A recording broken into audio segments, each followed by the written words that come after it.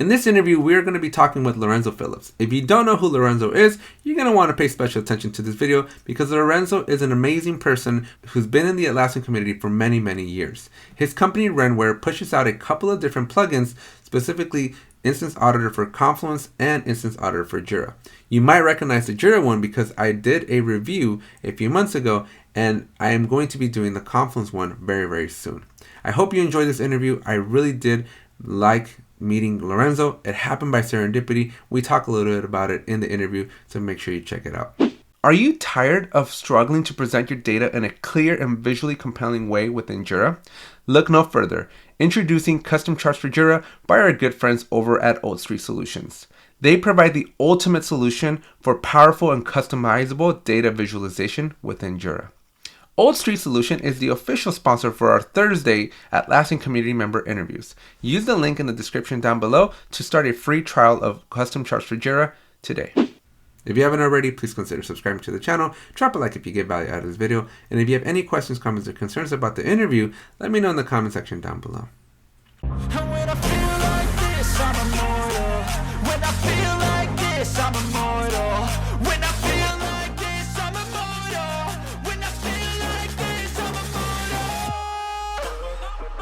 Hey everyone, welcome back to another interview. Today we're going to be talking with Lorenzo Phillips, another member of the Atlassian community, and I am excited for this interview because one, I don't know a whole lot about Lorenzo. We actually met just by serendipity. I got to team a little early. What was it, like maybe an hour early from before everything started, and I ran into somebody I recognized, and there was Lorenzo, and then we just hit it off, and the rest is history. So I'm really looking forward to not only just interview Lorenzo, but also learn a lot about him and where he's coming from. And so I'm excited for this, and I'm hoping that you all learned something as well. So welcome, Lorenzo. Thank you for joining. Thank you for participating in this series. This is a special summer series where I'm interviewing members of the Atlassian community every Thursday for basically the 100 days of summer. Fantastic. Thank you for having me, Alex. Awesome. All right. So I am going to start off with something easy, just origin story. Tell me about who you are, how you got involved in all this, and how did Lorenzo come to be here? How did we get to this moment in time? Funny story. I have a development background, so I love developing. I love writing code, learning the languages. And back in the day, and I'll probably date myself, what I used to do at a job was I would show up at midnight and move the code from the PC to the mainframe. In those days, we didn't really call it configuration management yet, but that's what I did. And so configuration management just kind of stuck with me somehow, some way. I think it was not a lot of CM resources out there, so we were making good money. So yeah, we went through the CM stages of, there was ClearCase, ClearQuest, and other tools back in those days. And, they got really expensive. So all the corporations said, hey, we're going to go to open source. So then there was CVS, SVN, and Mozilla.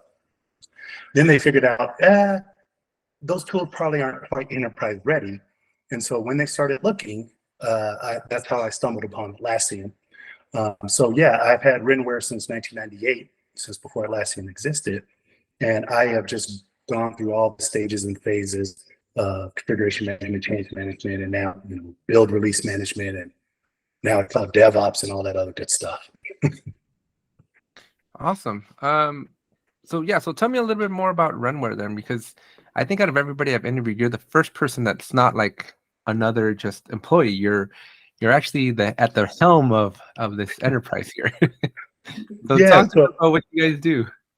Yeah, we started off with CM services and consulting, and of course we still do that today. We're an Atlassian solutions partner, and we'll probably get to this in a second. But around I think 2018, I saw some gaps in the admin market, and I moved us over into the marketplace world. But yeah, RenWare, like I said, it's been around for a long, long time. I've done it all, seen it all, scaled up the company, scaled it back down. all that good stuff. And like Looking I to said, scale it right back up? yes, I am, as a matter of fact. And you are a part of that equation. Yeah, so how does Andy fall into the equation? And other than you guys just hanging out in front of the doors to the expo hall, how did that really? How did you find him, or how did he find you? So it's really crazy. Out of the blue one day, Jamil, who is no longer with Old Street, pinged me on LinkedIn, invited me to something, and I was like, "Who is this guy?" But went ahead and accepted. It was a good ACE event. Jamil and I became better friends, and lo and behold, eventually Andy showed up over at Old Street, and so we had been kind of talking, through that partnership. And I did a few ACE demos with Jamil and Andy saw the tools that I wrote, loved them. And so after about several months, we became a little bit closer. And I knew the fund man was the one, a critical piece to my strategy for the future growth. Awesome. Yeah, no, Andy's got his hands in a lot of pockets, man. He's helping me and Rodney out, and he's like, oh man, we got so much to do, and this guy just knows every player in the industry here. So great person to have on your side of the ring. Exactly. And, by chance, he sort of brought us together, right? Where, Yeah, no, like I said, I yeah. walked in there, I was like, who's at night? Keep in mind, I had never met Andy. Oh, okay. So I had seen his face, so I knew what his face looked like, but just from here up, right? And so when I saw like this really tall person, I'm like, I approached them. I'm like, oh my gosh, it's Andy. It was like my first my celebrity in the wild moment. Yeah, he's a lot taller. I Yeah, thought he was. I lot taller. So, but I'm really glad that all happened by chance here, and so hopefully some exciting things will be coming here very very soon. Absolutely. So what's your first memory then of just using Jira or any of the Atlassian tools? Like what do you fondly remember of just like an interaction that comes to mind? It's really strange because, like I said, corporations were just over the whole open source movement. They were over Bugzilla, and but they didn't want to pay the Microsoft and the now at Yeah, IBM rational prices.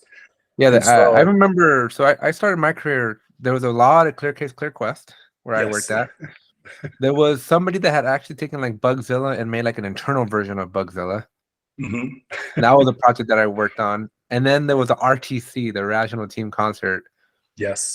And then I got to be in charge of TFS, the Team Foundation server. But Mhm. back then, if you weren't coding on Microsoft stuff, like it didn't make sense Right. because it was Exactly. just Right. pure Microsoft. Exactly. And yeah, so, once all that happened, I had to do a search for another product. And out of nowhere, boom, Jira showed up.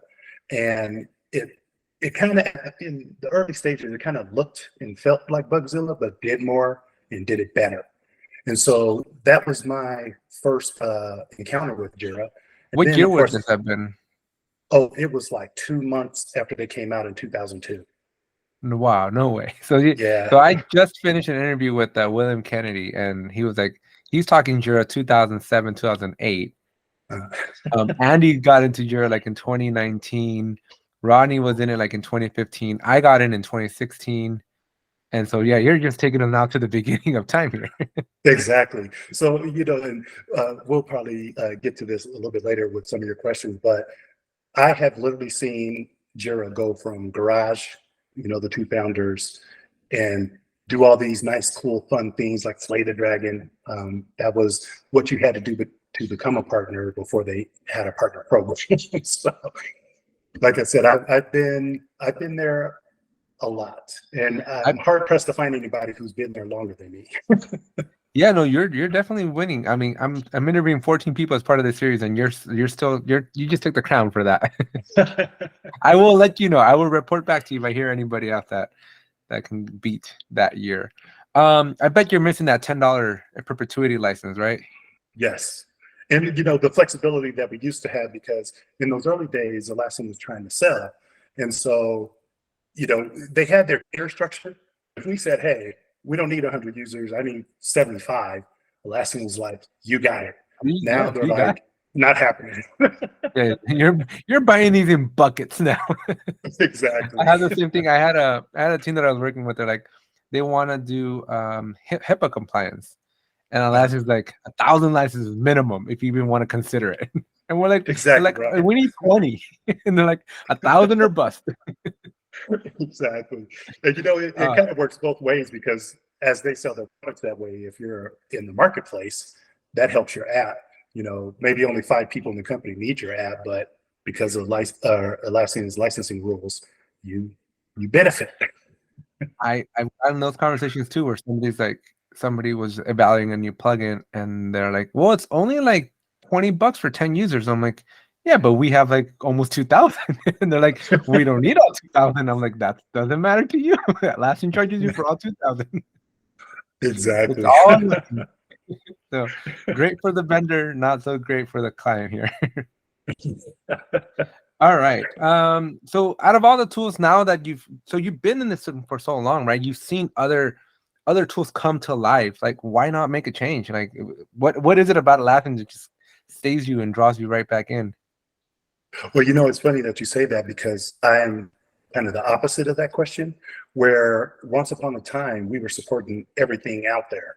And around 2010, I started moving RenWare towards the remote business model.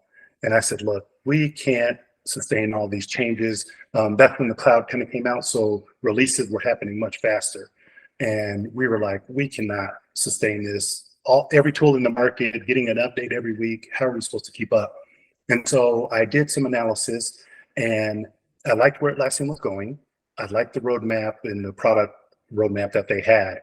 And so I made a tough choice, but I think it was the right choice to say we're going to be an Atlassian only shop. TFS didn't do it for me. I agree with you. When TFS first came out, it was better than SourceSafe, but you were kind of locked into it if you had a Microsoft-based client. But yeah, it just didn't do it for me. Atlassian was just much easier to configure, work with, and all that good stuff. Yeah, I hated Atlassian the first time I saw it, because my life was TFS, and I've only ever really I jumped into TFS about 18 months after I graduated from college. And in college, you don't really care about project management or anything, right? It's just turn in the homework.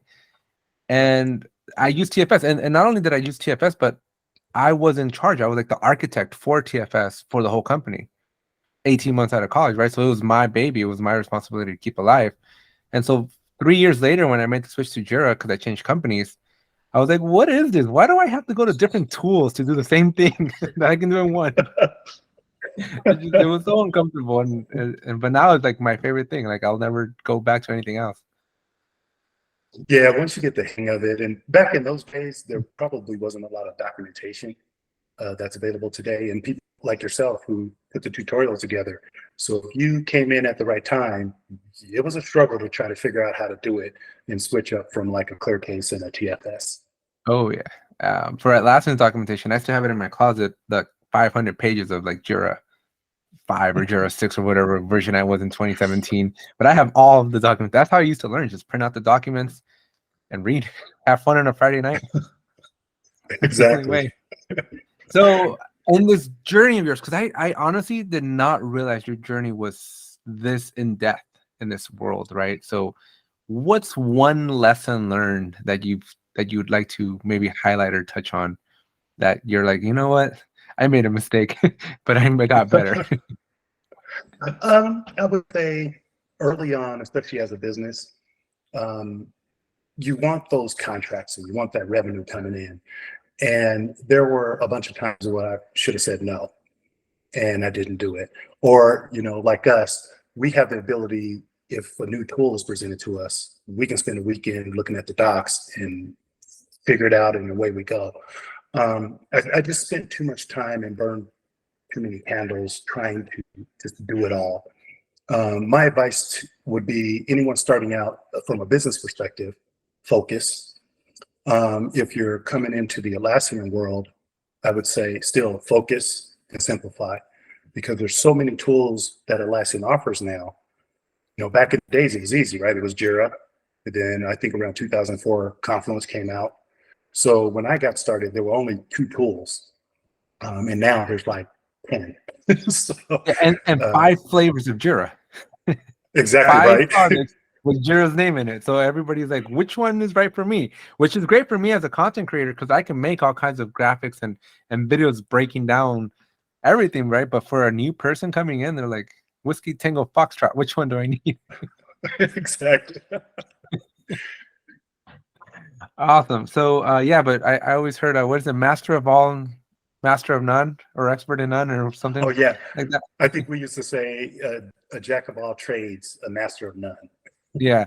So yeah, it can be overwhelming. I like to tell people that are coming also new to the Atlassian world is just because it's infinitely customizable does not mean you should infinitely customize it. Yeah, keep it It's a simple. gift and a curse. Keep it. Yeah, there's a value in that KISS principle. Yeah, we have a lot of customers too. We haven't seen a lot lately, but when Jira came out and it was highly customizable, that was still back in the day where everybody wanted these linear workflows. You had to go here before you got here, then you had to go here before there. And even, now today we recommend just go any status to any status. If you really need to, start adding specific links, it'll present itself, but 9 times out of 10, you don't need it. So just Yeah, keep it simple. yeah. I usually tell people, I'm like, if you got to go linear, it just means that your team is broken. Right. Because if you can't have that trust that you can tell your team, this is the order, do it, and like you have to lock their hand into like doing it, it's like you got a bigger problem, and Jira is not your problem. Exactly. Take control of your data. Custom Charts for Jira offers an extensive range of chart types and customization options, whether it's a bar chart, pie chart, or line chart, or pretty much a bunch of other different types of charts that they have. Create stunning visuals that represent your data in Jira accurately, tailored specifically to your specific needs. Head on over to the Atlassian Marketplace and show Old Street Solutions the power of the internet and start a free trial of Custom Charts for Jira today. This one's gonna be, I guess, maybe an easy answer for you, but what's your favorite plugin in the marketplace? If you could pick one So out of all of if them. I could pick one, you know what it's going to be. Nowadays, just because we're heavy migration oriented, my Instance Auditor apps are my favorite. They just do a lot for me, does it quickly, and I don't have to jump through the painful hoops that I used to. Now, outside of my app, because I figured this was going to come up, so I said, well, do the shameless plug, but No also talk shame. about There's no others. shame in just talking about your app as a favorite. This is what we're here for, to help each other, promote each other, and lift each other up there. Yeah, so Instance Auditor definitely number one, but I also really love custom charts, JMWE, as well as JSU. Script Runner used to be a favorite. Oh, Groovy Nightmares, we won't even get into that. But, I kind of lost interest when the Script Runner, the cloud and on-prem platforms are architecturally different. So then to try to relearn all of what I knew about Script Runner, and then all the scripts I had saved don't work anymore. That one kind of fell off the list. Back to the drawing board. Yeah. I think then that's probably why Atlassian's also doing the same push, right? Because they're maintaining 2 separate code bases here. Yeah. And it's like almost 2 separate companies in a sense. So yeah. So if you could change one thing about Atlassian, though, what would it be? In all honesty, if I had my way, I would get rid of the certification and specialty programs that they've created. It's been my experience. Like I said, I was there before all of that stuff even existed. No one asked, no one cared. It was more of come in, do the work, and pretty quickly if you could do the work or not. And if you couldn't, you got fired. I have, and especially being a CEO, I have encountered many people who have certifications, really know the tool well, but they can't function as a consultant. They can't talk to the C-level folks. They can't do presentations, but they really, really know Jira. And so, I don't know. I understand it's a revenue stream, but if I had my way, I would do away with all that. Experts are experts. You don't need a piece of paper or something digital to put that. You're hitting some sensitive areas for me, because ask me how many certifications I have. How many certifications do you have? 0. I Yep. have zero. I tell people when I'm working with you, you're not getting a paper tiger. I know this thing. Yeah, exactly. And I actually had somebody one time who's like, "Hey, help me out with Jira, but you don't have the certification. Why should I get you over this guy?" I'm like, "Because whatever's on that test isn't going to help me solve your problems, but I can fix Exactly. your problems." And the guy's like, "Okay, I'll take you." He liked that answer. And that's the absolute truth, though, Alex. You hit the nail on the head. When you're brought in for an interview or a discussion, if you know your stuff, it's going to come out when you speak about it. I don't need a piece of paper to say, "Hey, I know my stuff. I'm not answering your questions." But yeah, I'm right there with you. I'm not big on certification stuff. I have a. I would say I would argue that my unique skill in Jira is be able to take a business description, right? Just somebody saying, "This is what I'm trying to achieve," and just me tapping into my very deep, intimate knowledge of how I can make Jira kind of mold in the way I need it, and then solve it for them. Because I've done this Exactly. countless times. Like I do it every day. Like that's Right. my job, right? And to like just craft Jira to solve a business problem. But a lot of people that have like certifications and stuff, like they can answer facts and data. But you Exactly. got to be creative with how you answer those facts and data sometimes. And you Or also the got to right, be able to present it to the stakeholders, right? right. If I'm a CEO or I'm C level, I don't know what a workflow is. I don't know what a transition is. I don't care. I need you to be able to tell me how you're going to take the tool and make it do what I need it to do from a business perspective. And the certification doesn't teach you that. Oh man, I wish you were in one of these calls with me, man, because I like when I start explaining Jira, a Jira project to people, I go, a Jira project's like a room, and a board is a bedroom inside that room. And all the issues are furniture that you put in the room, and you want to put your furniture in the right room and stuff like that. And everybody's like, I get it. I understand what a project is. I understand what an issue is. I understand what the boards are. And it's Yep. just like a super simple. And then they're like, and then I'm like, well, when you have a series of projects, now we got a whole neighborhood. And everybody's just like visualizing exactly how Jira functions in a way that they can understand it, but not get so buried deep into the technical details of like, here's what a project is in Jira. Yeah, let me go to the permission scheme and make some Yeah. modifications. They don't care. Right. So I tell people, I'm like, the browse permission is like the bouncer at a club. It controls. If you're on the list, you're getting in. If you're not, sorry. But people get Exactly. it. They're like, okay, so the browse permission is what I gotta take care of because that's the one that's gonna get me into the project. Yep. Because everybody's been That's to a club and they know what a bouncer is. But yeah, that won't be on the test, right? Somebody's gonna be in the technical detail of like, or the technical description of what is the browse permission and how does it work. So that's my favorite part about what I do with Jira.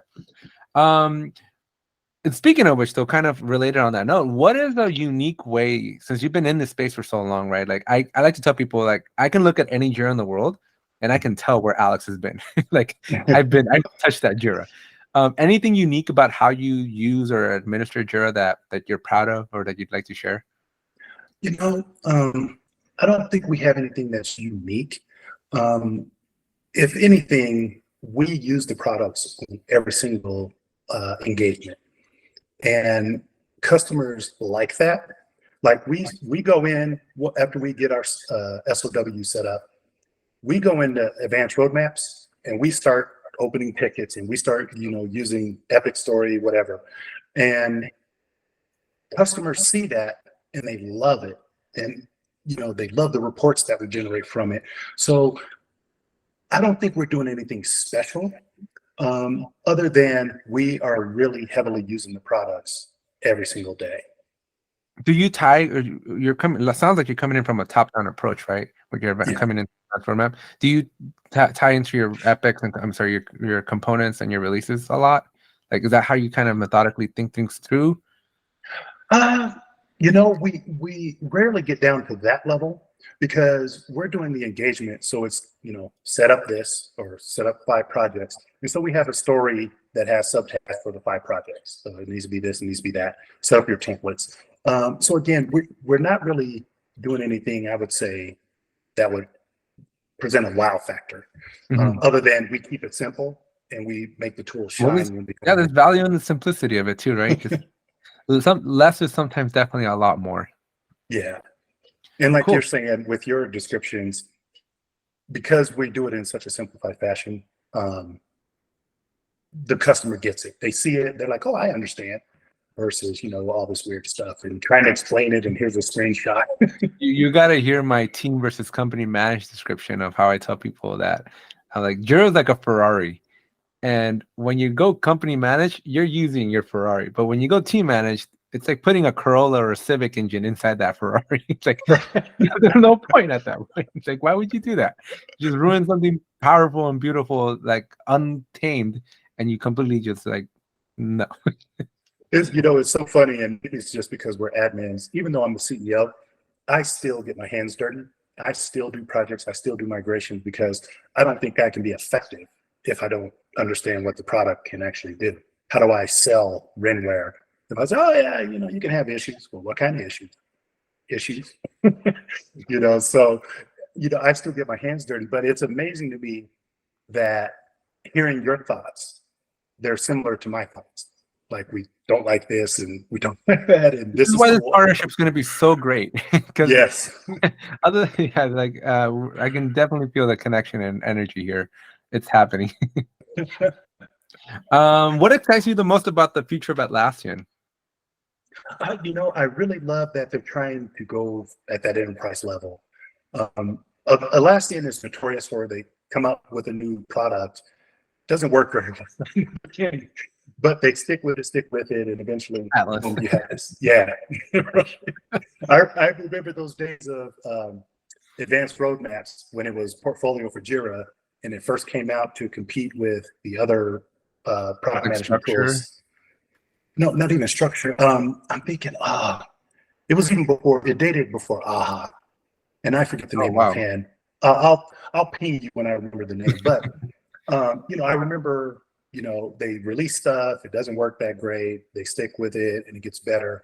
But now I can actually see that they're trying to fill the voids and the gaps in their product base. One thing that was beautiful was, when Portfolio for Jira came out, we no longer had to say, well, Jira is this. Now let me go investigate other products that'll integrate with it. It's built in now. And so same thing with the automation rules. So I really like the direction that they're going, and I really hope that they achieve it. Because I don't want to go back to, well, okay, we got Jira, now I got to, test and, pilot 6 other tools to figure out which one will work best with Jira. Yeah. No, definitely. It helps justify the price too, because it's able to do more. But Jira Premium, I have no problem telling somebody sign up for Jira Premium, because the fact that you get your sandbox is key, so you can have a place to mess around.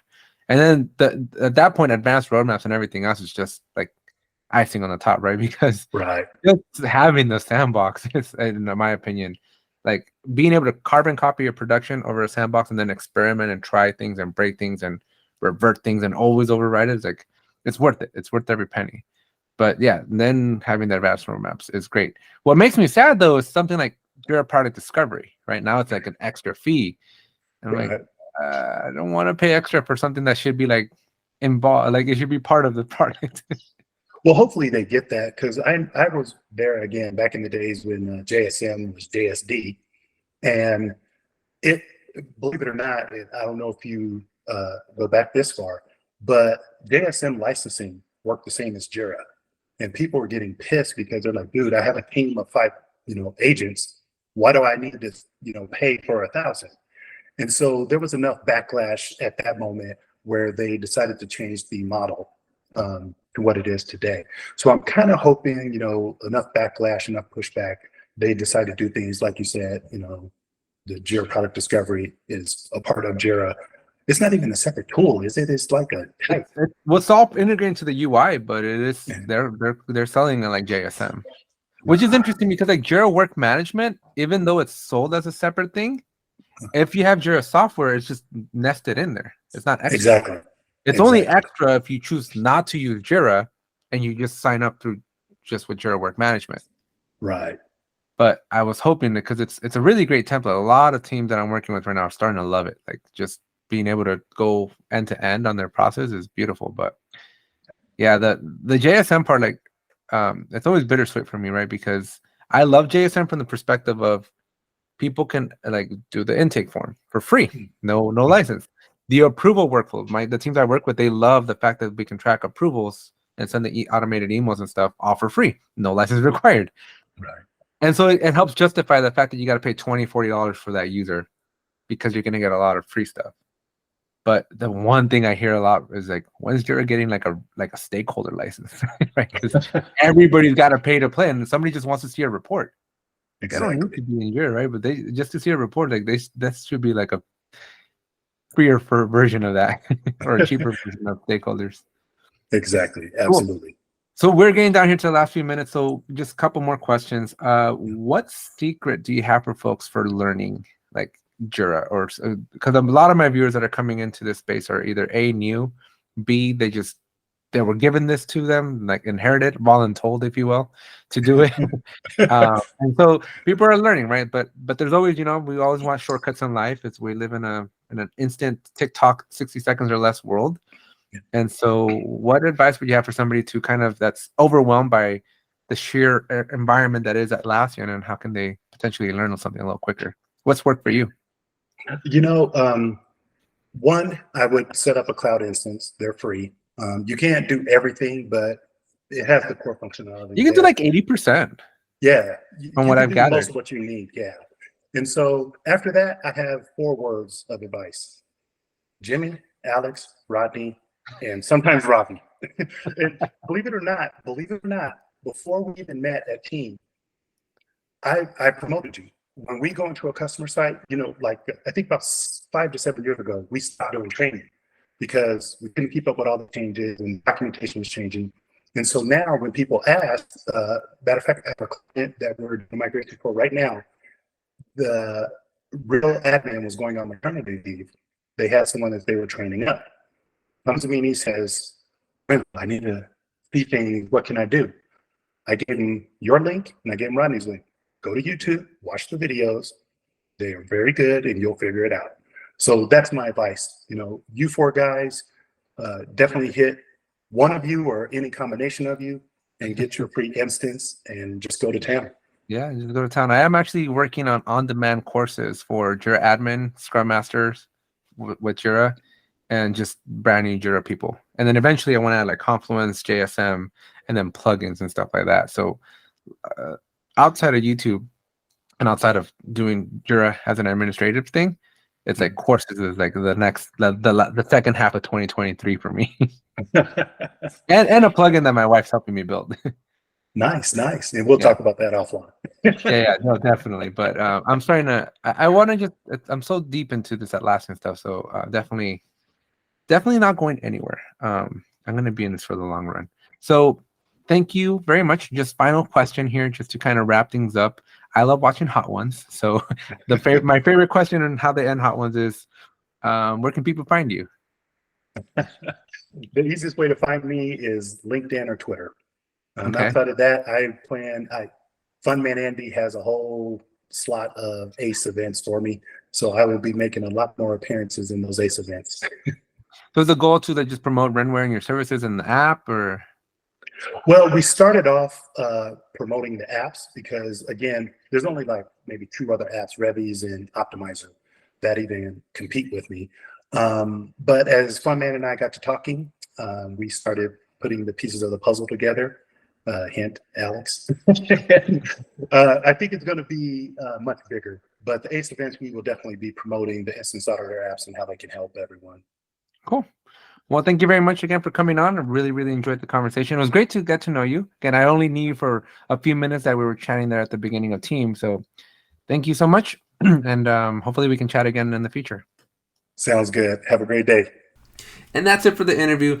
As I mentioned at the beginning, Lorenzo's just a wealth of information. He's been in this space for so long, and I'm just so excited to see all the things that he's done, and I'm even more excited to see all the different things that they're going to be doing in the future.